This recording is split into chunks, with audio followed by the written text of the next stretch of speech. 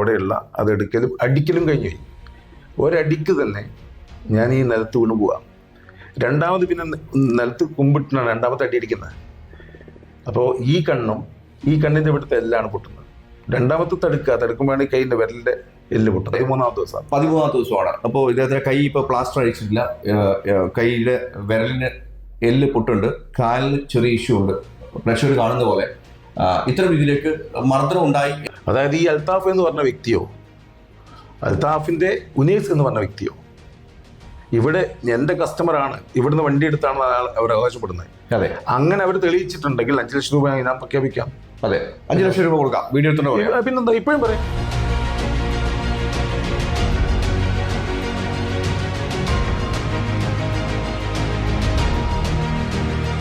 നമസ്കാരം.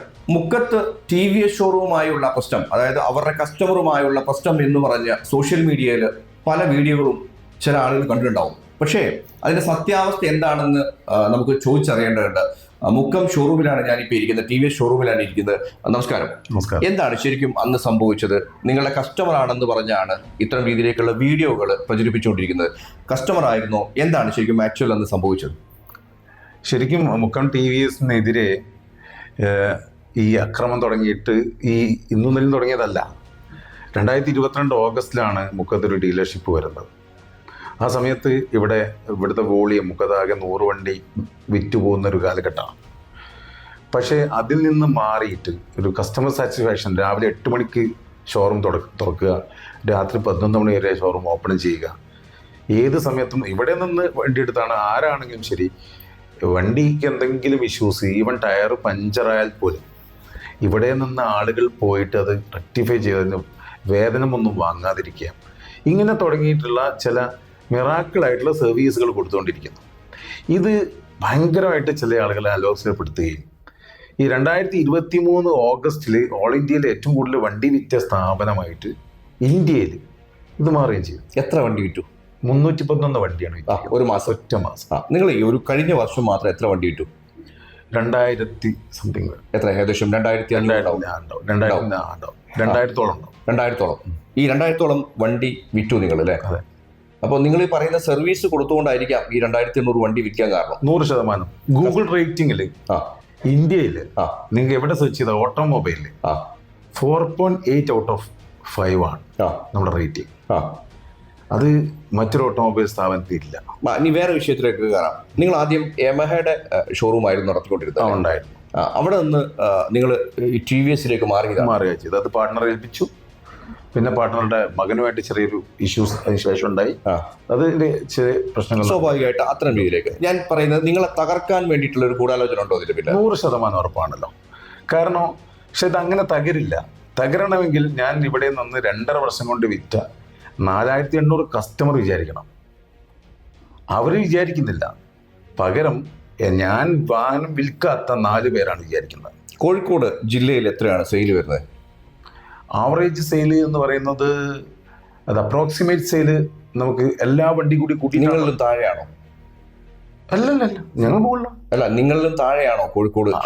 ഓൾമോസ്റ്റ് ആണല്ലേ. നിങ്ങൾ 4800 വണ്ടി എന്തിനാ വിൽക്കാൻ നിന്നത്? അതാണ് പ്രശ്നം. അപ്പോൾ 4800 വണ്ടി വിൽക്കുമ്പോൾ അത്രത്തോളം ഈ ഷോറൂം സഹകരിച്ച്, അല്ലെങ്കിൽ അവരുടെ സർവീസ് സഹകരിച്ചുകൊണ്ടാണല്ലോ ഇത്രയും 4800 വണ്ടി വിൽക്കാൻ. വിഷയത്തിലേക്ക് വരാം. എന്താണ് ഇവർ തമ്മിലുള്ള പ്രശ്നം?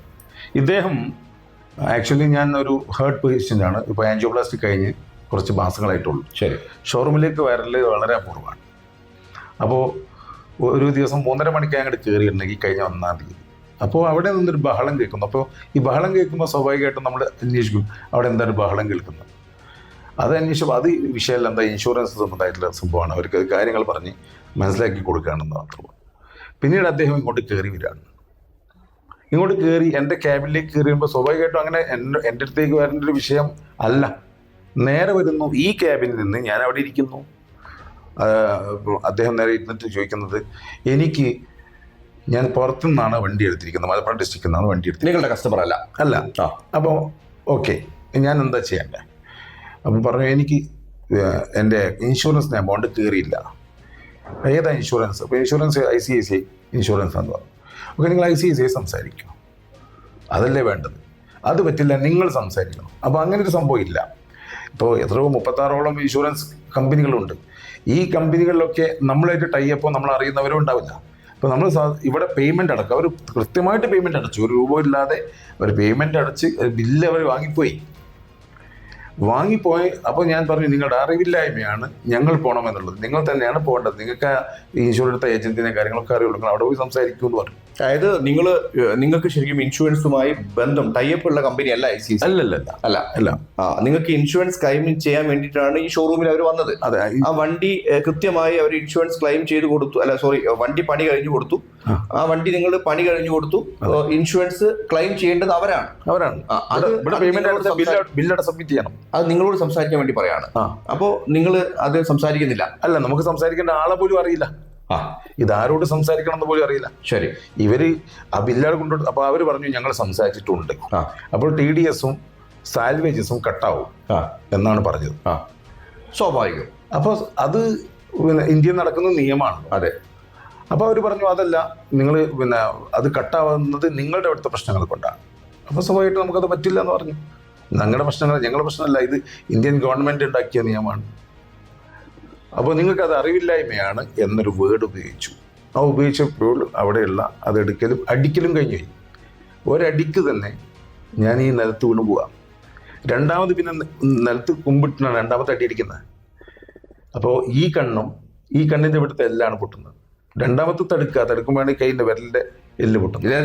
ഇദ്ദേഹത്തിന്റെ ഈ 10 ദിവസമായി കഴിഞ്ഞിട്ട് 10 ദിവസം കഴിഞ്ഞു. 13ാമത്തെ ദിവസമാണ്. അപ്പോൾ ഇദ്ദേഹത്തിന്റെ കൈ ഇപ്പോൾ പ്ലാസ്റ്റർ അഴിച്ചിട്ടില്ല. കൈയുടെ വിരലിന് എല്ല് പൊട്ടുണ്ട്. കാലിന് ചെറിയ ഇഷ്യൂ ഉണ്ട്. പ്രഷർ കാണുന്ന പോലെ ഇത്തരം ഇതിലേക്ക് മർദ്ദനം ഉണ്ടായി എന്നാണ് പറയുന്നത്. എനിക്കൊരു സംശയം എന്താ വെച്ച് കഴിഞ്ഞാൽ, ആദ്യം പരാതി കൊടുത്തത് അവരാണ് ആണല്ലോ. എന്തുകൊണ്ടാണ് പിന്നെ അവരെ പിടിച്ചുകൊള്ളിയിട്ടത്? ഞങ്ങളുടെ ആദ്യത്തെ പ്രയോറിറ്റി പരാതിയല്ല, വേഗം ഇവർക്ക് എന്നെ ഹോസ്പിറ്റലിൽ എത്തിക്കുക എന്നുള്ളതാണ്. തല കറങ്ങുകയും ഒക്കെ ഉണ്ടായിട്ട് ഇവർ ഭയങ്കര കോൺഷ്യസ് ആയി ശരിക്കും. അപ്പോൾ പെട്ടെന്ന് വണ്ടിയിൽ കയറ്റിയിട്ട് ഹോസ്പിറ്റലിൽ എത്തിക്കുക എന്നുള്ളതാണ്. ഹോസ്പിറ്റലിൽ ട്രീറ്റ്മെൻറ്റ് കാര്യങ്ങൾ ചെയ്തപ്പോൾ അപ്പോഴാണ് തൊട്ടടുത്ത ബെഡിൽ ആക്രമിക്കപ്പെട്ട 2-3 പേര് വന്ന് കിടക്കുന്നത് കാണുന്നത്. അപ്പോൾ അവരോട് ഇവരാണ് ആക്രമിച്ചെന്നുള്ളത് ശരിക്കും അവിടുന്ന് പറയുന്നുണ്ട്. അപ്പോൾ സ്വാഭാവികമായിട്ടും അവരവിടെ നിന്ന് പെട്ടെന്ന് പെറ്റീഷനൊക്കെ എഴുതിയിട്ട് നേരെ കൊണ്ടുകൊടുക്കുന്നുണ്ട്. എന്തുകൊണ്ടാണ് അവരാദ്യം പരാതി കൊടുത്തത്? എനിക്കെന്നൊരു ചോദ്യമുണ്ട്, എൻ്റെ ഒരു സംശയമാണ്, ഒന്ന് പറയാം. അപ്പോൾ എന്നെ ആദ്യം ഹോസ്പിറ്റലിൽ എത്തിക്കുക എന്നുള്ള കടമ അവർക്കുള്ളത്. അപ്പോൾ എനിക്ക് പരിക്കുകൾ പറ്റിയിട്ടുണ്ടെങ്കിൽ അവിടെ പരാതി എടുക്കേണ്ടത് ഞാൻ പോയിട്ടല്ല പരാതി കൊടുക്കേണ്ടത്. ഞാൻ പോലീസ് സ്റ്റേഷനിൽ പരാതി കൊടുക്കാൻ പോയിട്ടില്ല, ഇതുവരെ പോയിട്ടില്ല. അതിൻ്റെ ആവശ്യമില്ല. പരാതി എനിക്ക് പരിക്ക് പറ്റിയിട്ടുണ്ടെങ്കിൽ ഹോസ്പിറ്റലിൽ നിന്ന് ഇൻറ്റിമേഷൻ പോകണം അങ്ങോട്ട്, ആർക്കാണ് പരിക്ക് പറ്റിയത്, അത് പ്രകാരമാണ് ഒരു കേസെടുക്കേണ്ടത്. എന്നല്ലാതെ അടിച്ച ആളുകൾ അപ്പോൾ തന്നെ പരാതി കൊടുക്കുന്നു, അപ്പോൾ തന്നെ അവർ വീഡിയോ ചെയ്യുന്നു, അപ്പോൾ തന്നെ പിന്നെ നമ്മൾ സമൂഹത്തിൽ മൊത്തം മോശപ്പെട്ടവരെ ചിത്രീകരിക്കുന്നു. ഇതൊക്കെ കഴിയുമ്പോഴും നമ്മൾ ഈ അസുഖവുമായിട്ടും ഇത് കൈക്ക് പ്ലാസ്റ്റർ ഇടുകയും കണ്ണിൻ്റെ സാധനം ചെയ്യണമെന്നും ഇതുമായിട്ട് മല്ലിട്ടുകൊണ്ടിരിക്കുക. നമ്മൾ ഹോസ്പിറ്റലിലേക്ക് പോയിക്കൊണ്ടിരിക്കുന്നു. നമ്മളതിൻ്റെ പിന്നെ 4 ദിവസം കഴിഞ്ഞിട്ട് പോലീസ് കേസ് എടുത്തില്ല. എൻ്റെ പ്രൈവറ്റ് ക്യാബിനിൽ കയറി, എൻ്റെ പ്രൈവറ്റ് ക്യാബിൻ മീൻസ് എൻ്റെ പ്രൈവറ്റ് ഓൺ ക്യാബിനാണ്, അവിടെ കയറിയിട്ട് എന്നെ ക്രൂരമായിട്ട് ഈ 5 പേര് ചേർന്ന് അകത്തുനിന്ന് പുറത്തുനിന്നുമായിട്ട് ഈ ഷോറൂമിൻ്റെ ഉള്ളിൽ നിന്ന് മർദ്ദിച്ചിട്ട് അവർ നിന്നിട്ട് വീഡിയോ ചെയ്യുന്നു. ആ വീഡിയോ കണ്ടാൽ അറിയാൻ പറ്റും ഇവളുടെ ഷോറൂമുള്ള ആളുകൾ മൊത്തം അവരെ ആക്രമിച്ചു. പക്ഷേ ഒരു നഖത്തിൻ്റെ അടയാളം പോലും അദ്ദേഹത്തിൻ്റെ മുഖത്ത് കാണുന്നില്ല. എന്നാലോ ആക്രമിക്കുമ്പോൾ നമ്മൾ ശരിക്കും എല്ലാ രൂപത്തിലും ഫ്രാക്ചർ സംഭവിക്കുകയും ചെയ്യുന്നു. എന്നിട്ട് നെക്സ്റ്റ് പരാതി എടുക്കാത്തതിൻ്റെ പേരിൽ എന്നെ സ്ട്രെച്ചറിലാക്കിക്കൊണ്ട് കാറിൽ കിടത്തിക്കൊണ്ട് എൻ്റെ സുഹൃത്തുക്കൾ സ്റ്റേഷനിൽ പോയി ചോദിക്കുക, 4 ദിവസമായി കിടക്കുന്നു, നിങ്ങളെന്തുകൊണ്ട് കേസെടുക്കാൻ പറ്റുന്നില്ല, അറിയണമല്ലോ, നാളെ രാവിലെ വരും എന്ന് പറഞ്ഞു. പിറ്റേന്ന് രാവിലെ അവർ വരികയും ചെയ്തു. അപ്പോഴും അവർ ഇതിൻ്റെ വകുപ്പ് കാര്യങ്ങൾ ഇതൊക്കെ ഞാനൊരു അഡ്വക്കേറ്റ് ഒന്നുമല്ല, എനിക്ക് പിന്നെ ഇതിൻ്റെ വകുപ്പ് കാര്യങ്ങൾ ഇതൊന്നും എനിക്കറിയില്ല, അറിയേണ്ട ആവശ്യമില്ലല്ലോ. ഒരു കച്ചവടക്കാരനാണ്. അപ്പോൾ സ്വാഭാവികമായിട്ടും അവർ ഈ എല്ല് പൊട്ടിയിട്ടുണ്ടെങ്കിൽ സ്ഥാപനത്തിൽ കയറി അതിൻ്റെ ഉടമയെ അടിച്ച് എല്ല് പൊട്ടിച്ചിട്ടുണ്ടെങ്കിൽ അതിൻ്റെ വകുപ്പ് തീരുമാനിക്കേണ്ടത് പോലീസാണ്, കോടതി പോലീസുമാണ്. അതെ, നമ്മളല്ല. അപ്പം അതിൻ്റെ വകുപ്പ് സ്വാഭാവികമായിട്ടും ജാമ്യമില്ലാത്ത വകുപ്പാണ്. അത് ഞാൻ തടഞ്ഞാൽ തടയില്ല. എനിക്ക് കോടതിയിൽ പോയിട്ട് ആ വകുപ്പ് ഒഴിവാക്കണം എന്ന് പറഞ്ഞാൽ ഒഴിവാവില്ല. അത് വേറെ വകുപ്പുകൾ ആഡ് ചെയ്യണം എന്ന് പറഞ്ഞാൽ അവർ ആഡ് ചെയ്യില്ല. ഉള്ളതേ അവർക്ക് ചെയ്യാൻ കഴിയുള്ളൂ, അതാരാണെങ്കിലും ശരി. അപ്പോൾ അങ്ങനെയാണ് കേസുകൾ പോയത്. പിന്നെ ഇദ്ദേഹം അതിനുശേഷം ഒരു വീഡിയോ ചെയ്തു, ഞാൻ ഒറ്റക്കാണ് പോയത്. അപ്പം നമുക്കുള്ള സംശയം എന്ന് വെച്ചാൽ ഒറ്റക്കാണ് പോയതെങ്കിൽ 4 പേരൊന്നും ഒളിവിലാണ്. അതെന്തിനാണ്? അദ്ദേഹത്തെ വീഡിയോയിൽ അദ്ദേഹം പറഞ്ഞു ഞാൻ ഒറ്റക്കാണ് ഷോറൂമിലേക്ക് പോയത്. ഈ 4 പേരെ നിങ്ങൾ കണ്ടറിയോ? കണ്ടാലറിയും. അടിച്ച 4 പേരെ കണ്ടറിയും. പേര് കൃത്യമായിട്ട് പറയും. നമുക്ക് ഒരിക്കലും പരിചയമില്ലാത്ത ആളുകളല്ലേ. ആളാണല്ലേ.